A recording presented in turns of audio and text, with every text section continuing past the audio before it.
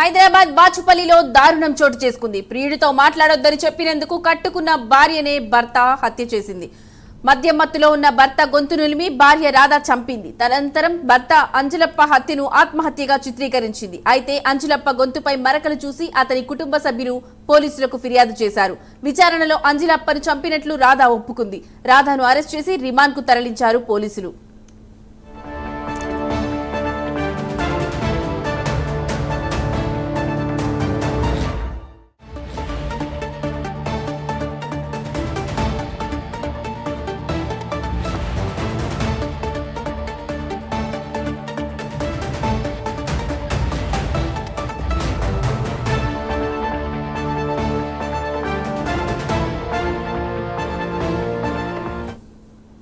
నారాయణపేట మండలం కోటకొండ గ్రామానికి చెందిన అంజులప్పకు దన్వాడ మండలం రామకృష్ణయ్యపల్లి గ్రామానికి చెందిన రాధాతో 10 సంవత్సరాల క్రితం వివాహం జరిగింది. వీరికి 2 పిల్లలు ఉన్నారు. బతుకుదెరువు కోసం హైదరాబాద్ కు వచ్చి బాచుపల్లిలో కూలి పని చేస్తున్నారు.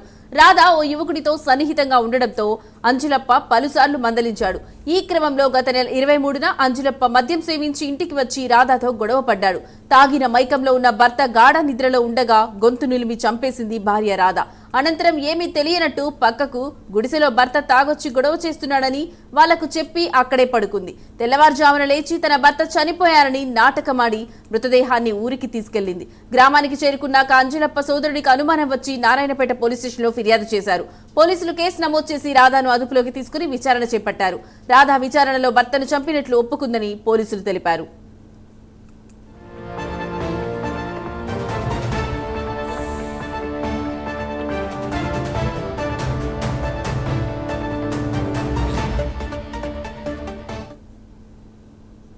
ఇదే విషయానికి సంబంధించిన మరింత సమాచారం మా ప్రతినిధి కుమార్ ఫోన్ ద్వారా అందిస్తారు. కుమార్, చెప్పండి, ఈ అంశానికి సంబంధించి మీ దగ్గర ఉన్న లేటెస్ట్ అప్డేట్స్ ఏంటి?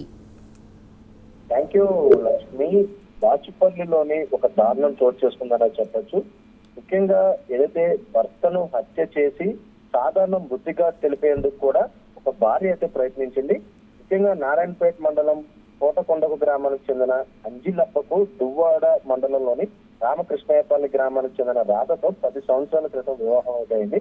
వీరికి 2 పిల్లలు కూడా ఉన్నారు. బతుకు తెరువు కోసం వీరు హైదరాబాద్ బాచుపల్లిలోనే ఒక కూలి పని అయితే చేస్తున్నారు. రాధాకి ఒక యువకుడు సన్నిహితంగా ఉండడం అంజిలప్పకి తెలిసి ఆమెనైతే మందలించాడు. గత నెల 23న అంజిలప్ప మద్యం సేవించి ఇంటికి వచ్చి రాధాతో కూడా గొడవ పడినట్లయితే తెలుస్తుంది. తాగిన మైకంలోని ఏదైతే భర్త గొంతు నీళ్ళి చంపేసినట్లు కూడా రాధా, అలాగే అనంతరం ఏమీ తెలియనట్టు పక్కకు గుడిసెలోకి భర్త తాగొచ్చి గొడవ చేస్తున్నాడని వాళ్ళకి చెప్పి అక్కడే పడుతుంది. తెల్లవారుజాము లేచి ఏదైతే చూసేసరికి అతను చనిపోయాడంటూ కూడా ఆమె అయితే ఒక నాటకం అయితే తరలేతుంది. గ్రామానికి చేరుకున్న తర్వాత అంజలప్ప సోదరుడికి అనుమానం రావడంతో కూడా అక్కడ నారాయణపేట పోలీస్ స్టేషన్ లో అయితే ఒక ఫిర్యాదు అయితే చేశాడు. అక్కడ పోలీసులకు 0 ఎఫ్ఐఆర్ చేసి బాచుపల్లి పోలీసులకు అయితే ఆ కేసు అయితే ట్రాన్స్ఫర్ చేశారు. పోలీసు విచారణలోని రాధా ఏదైతే అంజలప్పను గొంతు నెమిలి చంపినట్లయితే ఒప్పుకున్నట్లయితే తెలుస్తుంది. ముఖ్యంగా ఈ విషయం మొత్తం కూడా ఆలస్యంగా వెలుగులోకి అయితే వచ్చింది. ముఖ్యంగా భర్త చనిపోయిన తర్వాత ఈ రాధా ఏదైతే యాక్సిడెంటల్ గా అతను చనిపోయాడని చిత్రీకరించేందుకు కూడా ప్రయత్నించింది. ఆ తర్వాత అతను చనిపోయిన తర్వాత బాడీని తన స్వగ్రామం తీసుకెళ్లిన సమయంలో అతని సోదరుడికి అనుమానం రావడంతో ఆ గొంతు మీద ఏదైతే ఘాట్లు ఉండడంతో కూడా అతనికి అనుమానం వచ్చి ఏదైతే అక్కడ పోలీసులకి అయితే సమాచారం ఇచ్చారు. పోలీసులు బాచుపల్లి పిఎస్ కి ఈ కేసును ట్రాన్స్ఫర్ చేసిన తర్వాత దీనిపై పూర్తి విచారణ అయితే పోలీసులు చేపట్టారు. ఈ విచారణలోని ఏదైతే భార్య రాధానే అతను చంపినట్లు నిర్ధారణ అయింది. ప్రస్తుతం ఆమెను అదుపులోకి తీసుకొని రిమాండ్ కి అయితే తరలించారు. Right Kumar, thank you. Anjilappa అని 30 years ఉంటాయి. ఆయన ఇక్కడ వజ్ర ప్రతీకులు ఆయన భార్యతోటి ఇక్కడ ఉండేవాడు, లేబర్ క్యాంప్లో ఉండేవాడు. ఆయన అనుమానాస్పదంగా చనిపోవడం జరిగింది. చనిపోయిన తర్వాత వైఫ్ ఎవరికి ఇంటిమేషన్ ఇవ్వకుండా డెడ్ బాడీని వాళ్ళ స్వగ్రామమైనటువంటి నారాయణపేట దగ్గర కోటకొండ గ్రామానికి తరలించడం జరిగింది.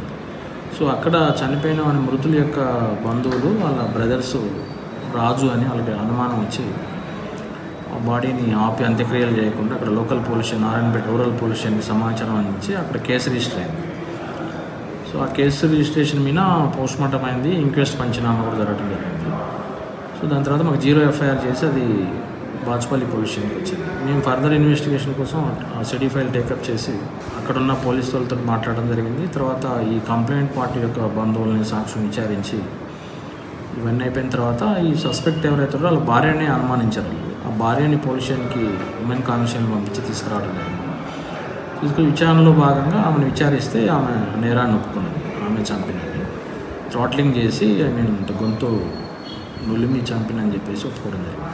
ఎందుకు రీజన్ ఏంటంటే మోటివ్ ఆమె తాగుడికి బానిస అయినాడు, ఇంకోటి అనుమానిస్తాడు, ఊకే కొడతాడు, తిడతాడు, హరాస్మెంట్ని తట్టుకోలేకనే నేను చేసిన అని చెప్పి చెప్తాను. మళ్ళీ ఏం తెలియనట్టు జనరల్గా హెల్త్ బాగాలే చనిపోయిందని చెప్పేసి క్రియేట్ చేసి ప్రైవేట్ అంబులెన్స్ని పిలిపించుకొని బాడీని ఇక్కడి నుంచి నిజాంపేట నుంచి నారాయణపేటకి తీసుకెళ్ళారు.